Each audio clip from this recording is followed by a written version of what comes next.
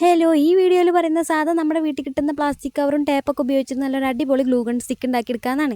ഇങ്ങനൊക്കെ glue ഗണ്ണിന്റെ stick ഉണ്ടാക്കിയെടുക്കാൻ പറ്റുമെന്നായിരുന്നു ഈ വീഡിയോ കണ്ടപ്പോൾ തന്നെ എന്റെ റിയാക്ഷൻ. എന്തായാലും ആ വീഡിയോയിൽ കണ്ട പോലെയൊക്കെ ശരിയാണോ നമുക്കൊന്ന് ട്രൈ ചെയ്ത് നോക്കാം. ആദ്യം തന്നെ ഇതേപോലത്തെ ഒരു പ്ലാസ്റ്റിക്കിന്റെ കവർ എടുത്തതിന് ശേഷം അതിന് രണ്ടറ്റൊന്ന് കട്ട് ചെയ്ത് കളയാം. ഞാൻ പറയുകയാണെങ്കിൽ 2 പ്ലാസ്റ്റിക് കവർ എടുക്കുന്നതായിരിക്കും നല്ലത്, എന്നാലേ അത് കുറച്ചും കൂടി കട്ടി ഉണ്ടാവുള്ളൂ. വേറൊന്നുമല്ല, ഞാൻ ഒരെണ്ണം കൊണ്ട് ഉണ്ടാക്കിയപ്പോൾ തന്നെ അത് അത്ര വലിയ കട്ടിയൊന്നും ഉണ്ടായിരുന്നില്ല. അതാ ഞാൻ പറഞ്ഞ 2 എടുത്തോ. അങ്ങനെ കവറൊക്കെ എടുത്തതിന് ശേഷം അത് ഇതേപോലെ ഒന്ന് ചുരുട്ടിയെടുക്കുക. എന്നിട്ട് നമ്മൾ ടേപ്പ് എടുത്തതിന് ശേഷം അതിന്റെ ചുറ്റോറൊന്ന് ഒട്ടിച്ചെടുക്കുക.